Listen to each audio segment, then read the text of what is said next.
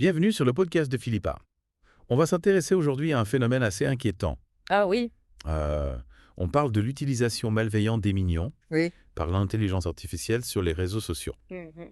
Alors, vous imaginez ces petits personnages jaunes qu'on associe généralement à des films d'animation pour enfants, Oui, impliqués dans des actes violents. tout à fait. C'est un sujet qui est vraiment préoccupant. Ouais. On va décortiquer ça ensemble.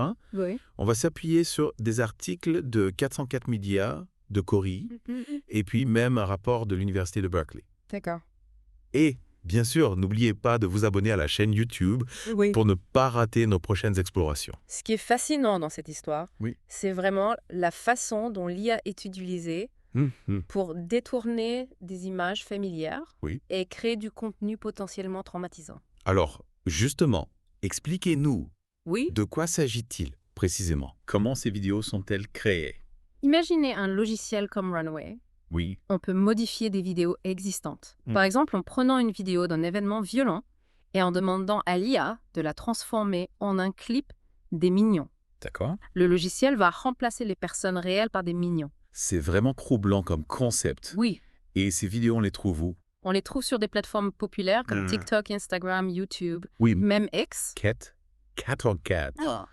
Media mentionne même un exemple précis, Oui. une version modifiée de la vidéo de l'attentat de Christchurch, Oui, c'est terrible. en Nouvelle-Zélande, avec des mignons. C'est ça. L'utilisation de personnages de dessins animés Oui. rend la détection de la violence difficile pour les algorithmes de modération.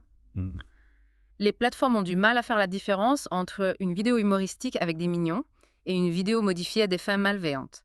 Ce qui est particulièrement inquiétant, c'est le risque des enfants. Exactement. Attirés par les mignons. Oui. Soit exposés à ce type de contenu violent sans aucune protection. Absolument. Oui. Et ça soulève des questions cruciales quant à l'impact psychologique à long terme sur les jeunes esprits. Oui. Imaginez un enfant qui tombe sur une telle vidéo, Oui. croyant qu'il s'agit d'un simple dessin animé. Oui. Les conséquences pourraient être désastreuses, Oui. allant de cauchemars à des traumatismes. Cori indique que la tendance aurait débuté en Russie et s'est rapidement répandue à travers le monde. On parle de centaines de milliers de vues en quelques jours seulement. Et face à cette situation, Oui. les internautes commencent à réagir. Un mouvement en ligne appelle à signaler ces vidéos Oui. et à avertir les parents du danger. C'est une excellente initiative. Oui, Mais comment pouvons-nous concrètement protéger les enfants, c'est la grande question. tout en garantissant la liberté d'expression sur Internet? Oui. C'est un véritable dilemme. Hanif Farid, professeur à l'Université de Berkeley et expert en manipulation d'images numériques, Oui. met en lumière la complexité du problème. Oui. Les technologies actuelles de hachage et d'empreintes digitales peinent à détecter efficacement ces vidéos. C'est comme un jeu du chat et de la souris. Exactement. Oui. Farid propose de créer une base de données avec des variantes de ces vidéos modifiées, Oui. mais il reconnaît que ce ne serait qu'une solution imparfaite. Alors, quelles sont les solutions possibles pour endiguer ce phénomène? Est-ce que l'on est condamné à voir ce genre de contenu se propager indéfiniment sur Internet? Pas nécessairement. Il est crucial de sensibiliser le public, de développer des outils de détection plus performants Oui. et de responsabiliser les plateformes de réseaux sociaux. Oui. Mais surtout, Oui. il est essentiel d'éduquer les enfants à la cyber-responsabilité Oui. et à l'esprit critique. C'est un aspect fondamental. Il est primordial d'apprendre aux enfants à identifier les contenus potentiellement dangereux et à exercer leur jugement. Mais comment les protéger sans les priver de l'accès au monde numérique? Il faut trouver un équilibre. Les outils de contrôle parental peuvent limiter l'accès à certains contenus, mais le dialogue et la confiance restent la meilleure protection. Oui. Les parents doivent parler ouvertement des dangers d'Internet et encourager leurs enfants à venir les voir s'ils rencontrent un contenu troublant. La communication est en effet la clé. Oui. Mais au-delà de la protection des enfants, ce phénomène nous interroge sur l'utilisation de l'IA en général. Tout à fait. Oui. Cette tendance met en évidence le potentiel de l'IA à des fins malveillantes. Imaginez des scénarios encore plus inquiétants, comme la création de fausses vidéos pour manipuler l'opinion publique ou diffuser de la propagande. C'est une pensée effrayante. On a déjà constaté les dégâts causés par les deepfakes. Tout à fait. Ces vidéos truquées hyper réaliste. Et avec les avancées constantes de l'IA, ces techniques de manipulation risquent de devenir encore plus sophistiquées et difficiles à détecter. On est confronté à un défi éthique majeur. Oui, Comment encadrer le développement et l'utilisation de l'IA pour prévenir ces dérives? c'est une question fondamentale. Comment s'assurer que cette technologie serve le bien commun? Ce sont des questions complexes qui exigent un débat public approfondi. Oui. Il est impératif de mettre en place des garde-fous pour éviter que l'IA ne devienne une arme entre de mauvaises mains. Absolument. Oui, On ne peut pas laisser la technologie dicter sa loi sans s'interroger sur ses implications éthiques et sociétales. Tout à fait. L'IA a un potentiel énorme, oui. mais elle représente aussi un danger si elle est mal utilisée. Il est essentiel de sensibiliser le public à ces enjeux Oui. et de responsabiliser les acteurs du secteur technologique. Trouver un équilibre entre innovation et protection des individus sera un défi majeur dans les années à venir. Et pour en revenir au sujet initial, le phénomène du mignon Gora nous rappelle l'importance d'être vigilant face au contenu que l'on consomme et que l'on partage en ligne. Oui, l'esprit critique est plus que jamais nécessaire à l'ère du numérique. Il faut apprendre à remettre en question l'information, Oui. à vérifier les sources et à ne pas se laisser influencer par des contenus sensationnalistes ou trompeurs.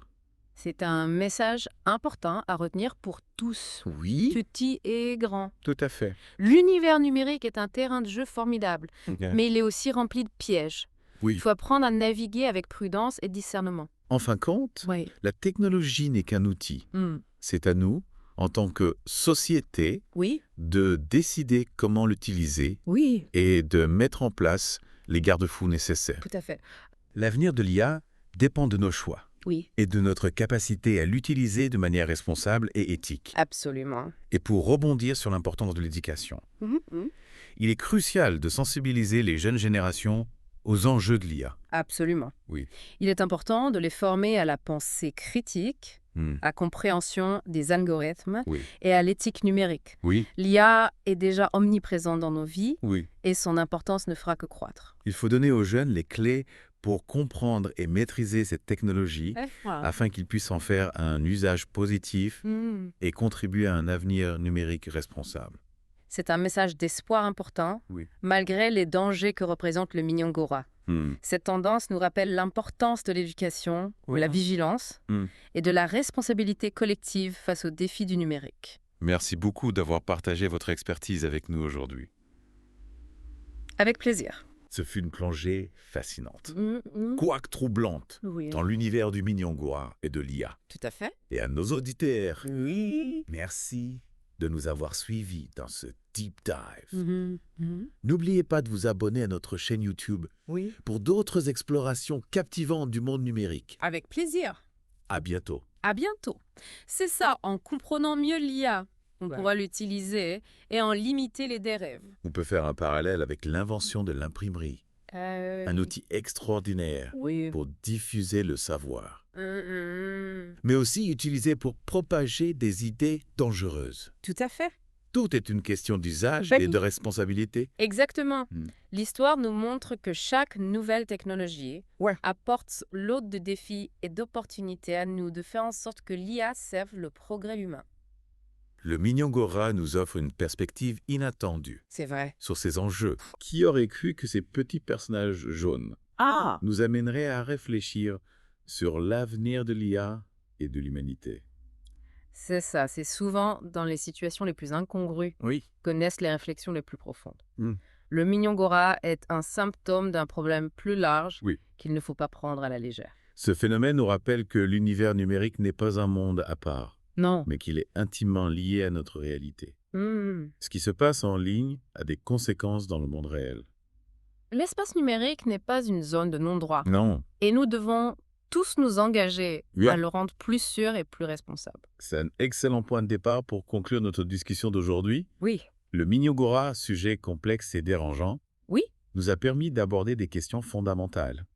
Ce l'IA, la manipulation de l'information et l'avenir du numérique. Je suis ravie que nous ayons pu explorer ces sujets ensemble.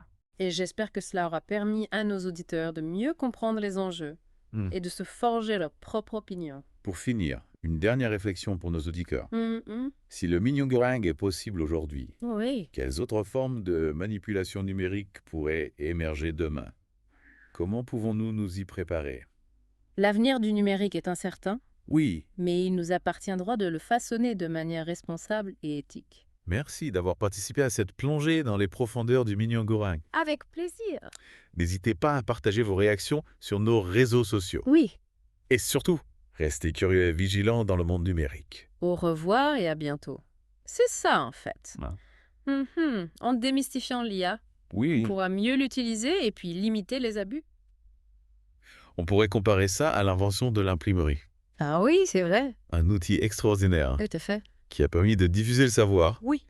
mais qui a aussi été utilisé pour propager des idées dangereuses. Tout à fait. Effectivement, Oui. l'histoire nous enseigne que chaque nouvelle technologie Oui. s'accompagne de son lot de défis Oui. et d'opportunités. C'est ça. À nous de veiller à ce que l'IA serve le progrès humain. Tout à fait. Le phénomène du mignon Gora nous offre une perspective inattendue Oui, c'est vrai. sur ces questions. Oui. Qui aurait pensé que ces petits personnages jaunes Ah oui. ne pousseraient à réfléchir à l'avenir de l'IA et de l'humanité? C'est souvent dans les situations les plus incongrues Oui. que surgissent les réflexions les plus profondes. Ce phénomène est le symptôme d'un problème plus large, Oui. qu'il ne faut surtout pas banaliser. Il nous rappelle que l'univers numérique n'est pas un monde à part, mais qu'il est intrinsèquement lié à notre réalité. Ce qui se passe en ligne a des conséquences bien réelles dans le monde physique. L'espace numérique ne doit pas être une zone de non-droit. C'est une responsabilité collective de le rendre plus sûr et plus responsable. Voilà une excellente conclusion à notre discussion. Oui.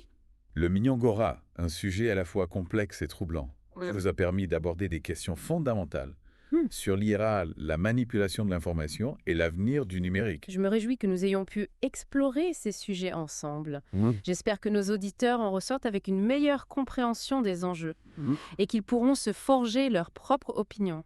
Et pour terminer, une dernière réflexion à l'intention de nos auditeurs. Oui. Si le mignon Gora est possible aujourd'hui, quelle autre forme de manipulation numérique pourrait voir le jour demain? Comment pouvons-nous nous y préparer? Voilà une question qui mérite d'être posée. Oui. L'avenir du numérique est incertain. Mais une chose est sûre, Oui. il nous appartient de le façonner de manière responsable et éthique. Merci d'avoir participé à cette plongée dans l'univers du mignon Gora. Avec plaisir. N'hésitez pas à partager vos réactions et vos réflexions sur nos réseaux sociaux. Oui. Et surtout, restez curieux et vigilants dans le monde numérique. Au revoir et à bientôt. À bientôt.